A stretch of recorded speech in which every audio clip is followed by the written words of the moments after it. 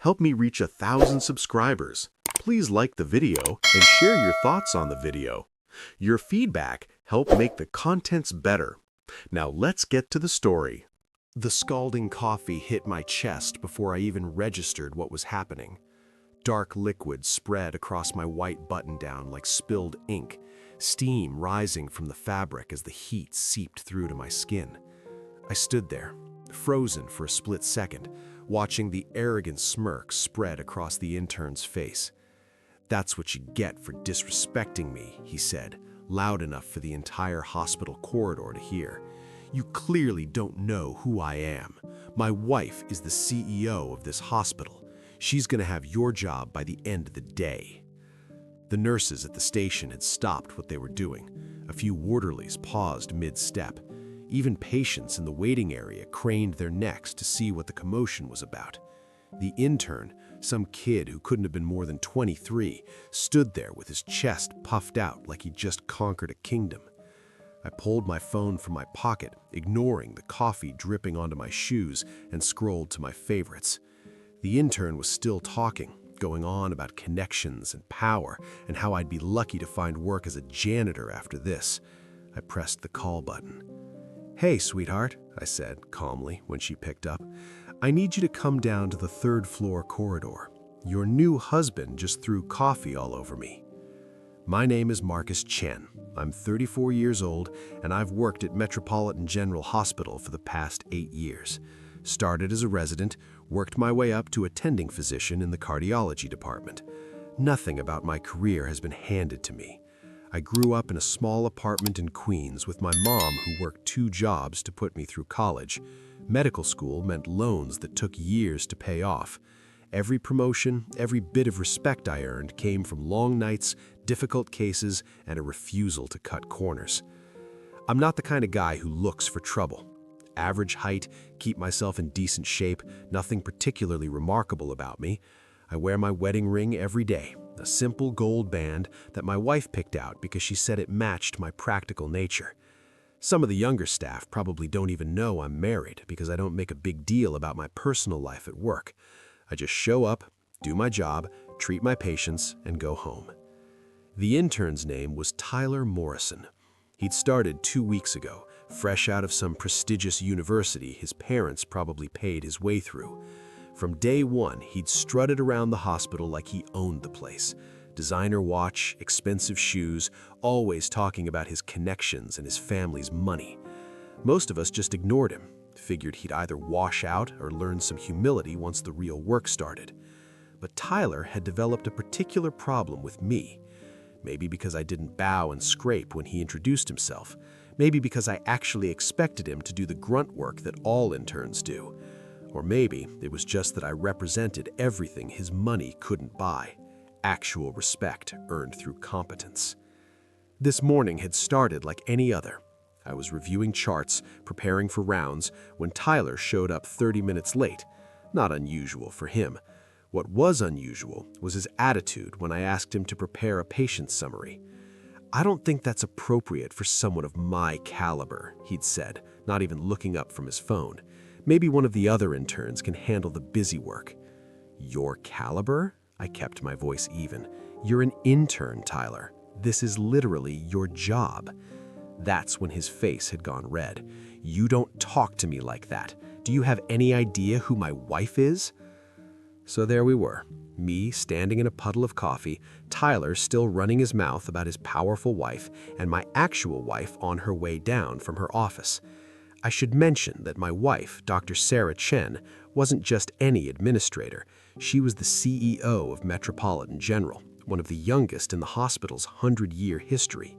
She'd gotten the position 6 months ago after serving as chief operating officer for 3 years before that. We'd met in medical school, both of us grinding through the same impossible workload, studying until 3 in the morning, living on coffee and determination. She'd gone the administrative route after her residency, realizing she could help more people by running a hospital well than by treating patients one at a time. I fell in love with her mind first, the way she could see systems and solutions where I only saw problems. The rest followed naturally. We kept our relationship private at work, Not secret, just private. She had enough challenges being a young female CEO without people whispering about nepotism or favoritism. I had my own reputation to maintain. We were professionals who happened to be married, not a package deal looking for special treatment. The elevator dinged at the end of the corridor. Sarah stepped out, immaculate as always, in a charcoal gray suit, her hair pulled back in a neat bun.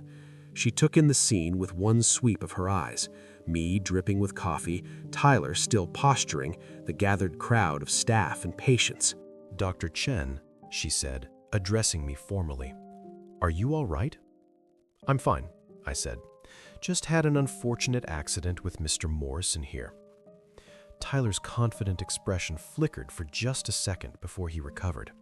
He turned to Sarah with a smile that made my skin crawl. "Mrs. Morrison, perfect timing. This doctor has been harassing me all morning. I want him fired immediately."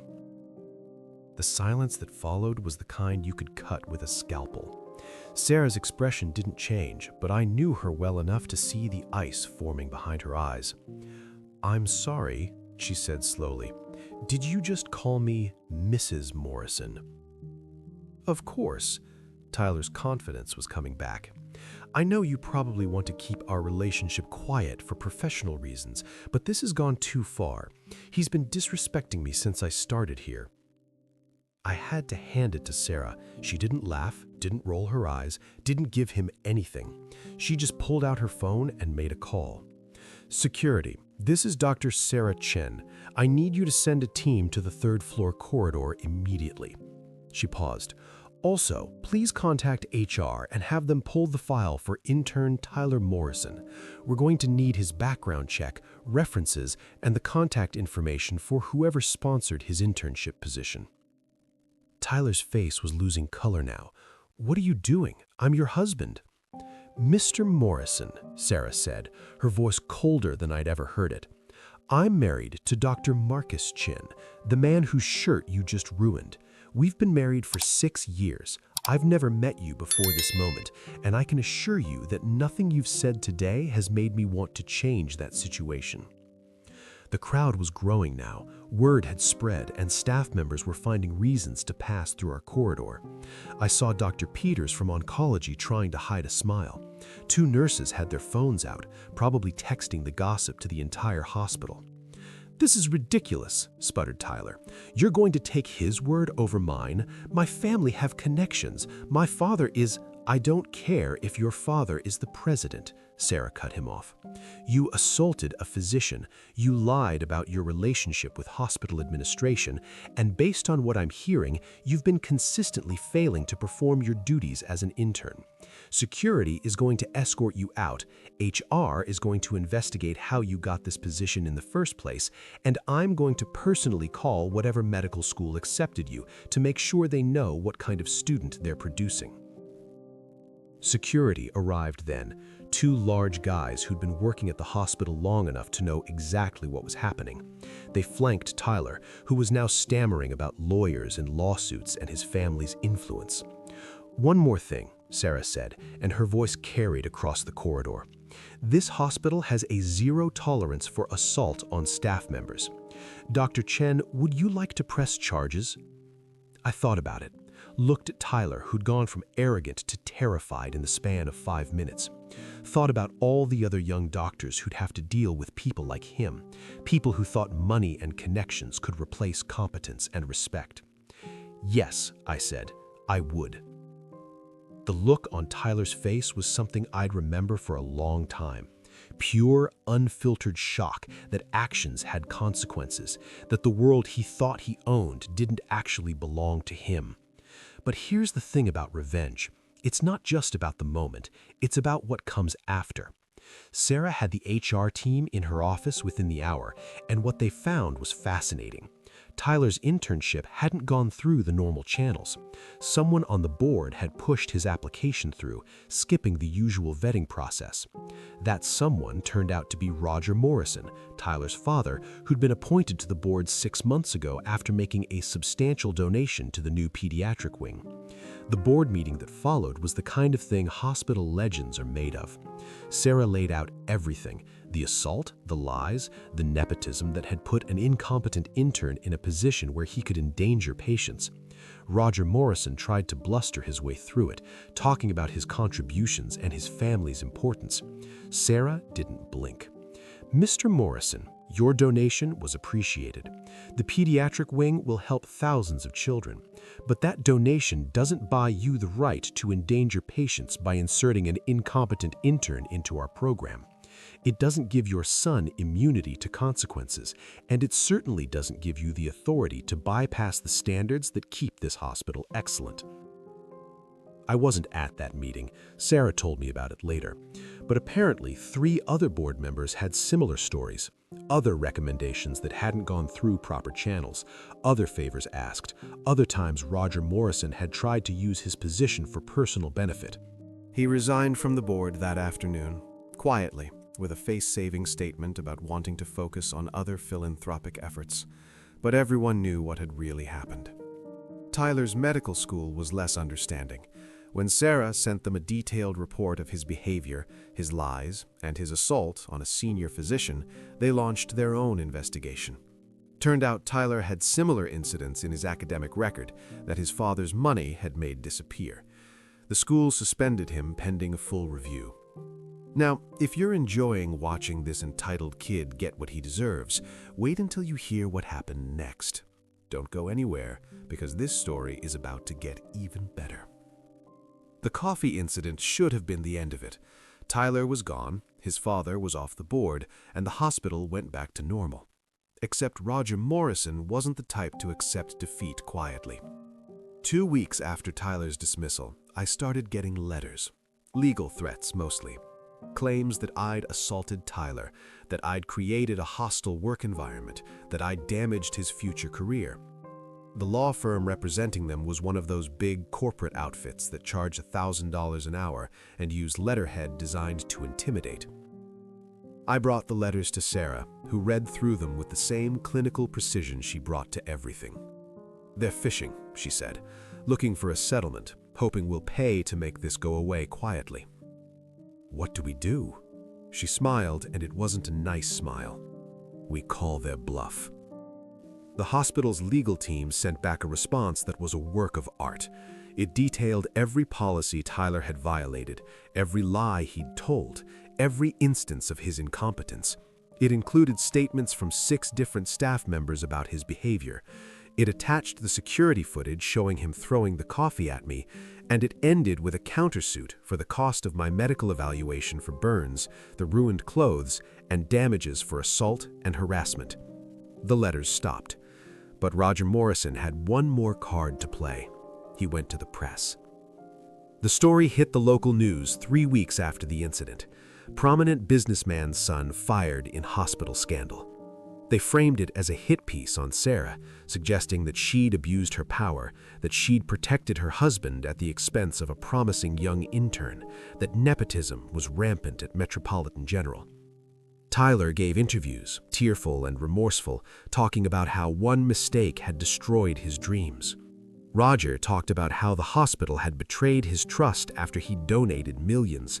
They painted themselves as victims of a corrupt system. Sarah watched the first news segment in her office, her face unreadable. I was furious. The lies were so blatant, so obviously manipulated, but Sarah just pulled out her phone and made a call. "Hi, this is Dr. Sarah Chen from Metropolitan General. I'd like to arrange a press conference for tomorrow afternoon. I have some information about the Morrison case that I think the public should hear." The hospital's main conference room was packed the next day. Every major news outlet in the city had sent reporters. Roger and Tyler Morrison were there too, sitting in the front row with their lawyer, probably expecting Sarah to back down or offer some kind of apology. Sarah stepped up to the podium with a tablet in her hand and a USB drive that she handed to the AV tech. "Thank you all for coming," she said. "I want to address the allegations made by Mr. Roger Morrison and his son Tyler Morrison regarding their treatment at this hospital." She pressed a button, and the screen behind her lit up with the security footage. No sound, but the image was clear. Tyler approaching me, our brief conversation, his face getting red, and then the deliberate motion of him throwing the full cup of coffee at my chest. This is the assault at Tyler Morrison committed against Dr. Marcus Chen, a respected cardiologist with 8 years of exemplary service at this hospital. Mr. Morrison claimed in his interviews that this was an accident. As you can see, it was not. She clicked to the next slide, a series of incident reports.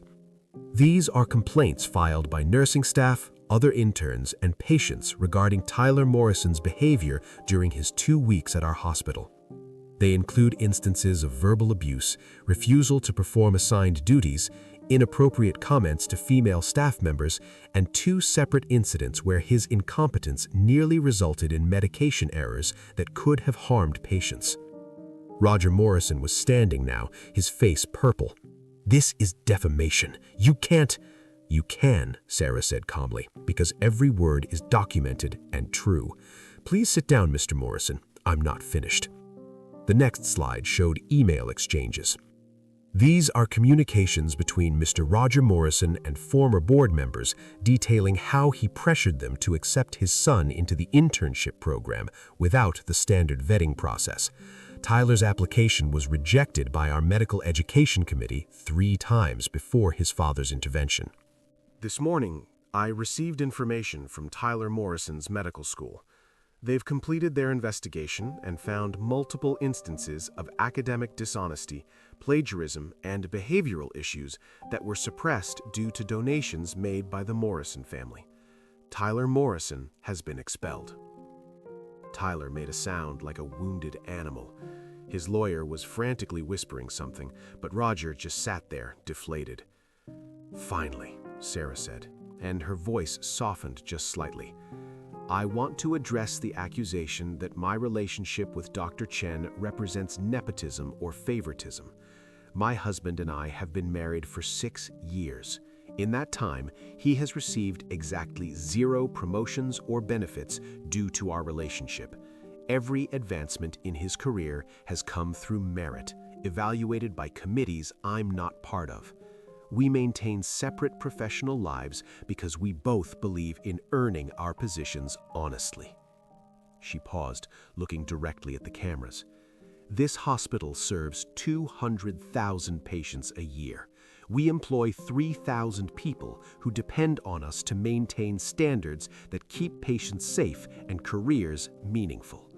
When someone tries to buy their way past those standards, when they assault our staff and then lie about it, when they use money and influence to avoid consequences, we don't back down. We don't settle quietly. We stand up for what's right." The press conference ended with Roger and Tyler Morrison rushing out through a side door, their lawyer trailing behind them. The story that ran that night was very different from the one they'd tried to plant. "Hospital CEO exposes donor's nepotism scheme," read one headline. "Security footage proves assault claims against intern," read another. Still, I figured that was the end of it. We'd won. Tyler was expelled, Roger was disgraced, and the truth was out there for everyone to see. But here's the thing about revenge. The best kind doesn't just punish the guilty, it protects everyone who comes after. Sarah spent the next month working with the board to implement new policies. Every internship application now went through a blind review process, names removed, connections invisible, judged purely on merit. Board members had to recuse themselves from any decisions involving family members or close associates. And perhaps most importantly, the hospital established an independent ethics committee with the power to investigate complaints without administrative interference. But the real revenge, the kind that makes a difference, came from an unexpected source. Remember those emails Sarah showed at the press conference? The ones proving Roger Morrison had pressured board members? One of the reporters did some digging and found similar patterns at 3 other hospitals where Morrison had donated money. Same scheme, generous donations followed by inappropriate hiring requests, special treatment for family and friends, quiet favors that compromised institutional standards. The state medical board launched an investigation. 2 hospitals quietly returned Morrison's donations rather than deal with the scrutiny. A 3rd hospital's CEO resigned after it came out that he'd given Roger's nephew a residency position over more qualified candidates. Tyler Morrison's medical career was over before it started. The expulsion from his medical school got reported to the National Medical Education Database. No other program would touch him. Last I heard, he was working at one of his father's companies, probably getting paid too much for doing too little, but at least he wasn't endangering patients. Roger Morrison, his reputation in the philanthropic community collapsed. Turns out that people who donate to hospitals and universities don't like being associated with corruption scandals. His business took a hit too. Several major clients quietly moved to competitors. Money can buy a lot of things, but it can't buy back a destroyed reputation. As for me and Sarah, we still keep our relationship private at work. She's still the best CEO the hospital has ever had. I'm still just an attending cardiologist who shows up, does his job, and goes home. The difference is that now everyone knows that competence matters more than connections, that standards exist for a reason, and that no amount of money can buy your way past basic human decency. The conference room where Sarah held her press conference, they renamed it the Standards and Ethics Room and use it for training sessions on professional conduct. There's a plaque on the wall that doesn't mention the Morrison incident specifically, but everyone who works at the hospital knows the story. It's become part of the culture, a reminder that we don't compromise, we don't settle, and we don't let anyone endanger the people we are here to serve. 6 months after the coffee incident, I was grabbing lunch in the hospital cafeteria when one of the new interns approached me nervously. Young kid, maybe 25, clearly exhausted from his overnight shift. "Dr. Chen," he said, "I just wanted to say thank you." "For what?" "I heard about what happened with that other intern, the one who..." He gestured vaguely. "My application almost got rejected because I don't have any connections, you know? No family donations, no board members who owe my parents favors, just my grades and my recommendations. But the new review process, the blind applications, that's the only reason I got this position. So, thank you." I shook his hand. "You earned it. Make the most of it." He nodded and headed back to work, probably to some grunt tasks that Tyler Morrison would have refused to do. But this kid would do it, and he'd learn from it. And maybe someday he'd be an attending physician teaching the next generation, because that's how the system is supposed to work. That night, I told Sarah about the encounter. We were home, finally, both of us still in our work clothes because we'd been too tired to change. She smiled that private smile she reserves for when it's just the two of us. "You know what the best part is?" she said. "It's not that we destroyed Tyler's career or embarrassed his father. It's that every patient who comes to our hospital now is safer because we have better standards. Every intern who gets accepted knows they earned it. Every staff member knows that we'll protect them from people who think money makes them untouchable." She was right. That was the real revenge, not the loud, flashy kind, but the absolutely devastating kind to everyone who thinks they can buy their way past basic human decency. And it lasts a lot longer than any moment of public humiliation ever could. If this story of standing up to entitled bullies resonated with you, do me a favor. Hit that subscribe button and drop a comment telling me where you're watching from. I want to know if you're from the US, the Philippines, Canada, New York, or anywhere else in the world. It's amazing how stories about justice and karma connect us all, no matter where we are.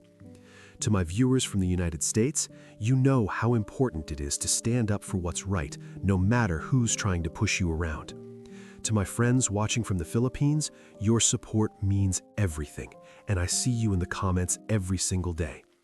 To everyone tuning in from Canada, your engagement keeps these stories alive. And to my New York listeners, you understand better than anyone that reputation and respect are earned, not bought. Share this story with someone who needs to hear it, someone who has ever been pushed around by people who thought money or connections made them untouchable.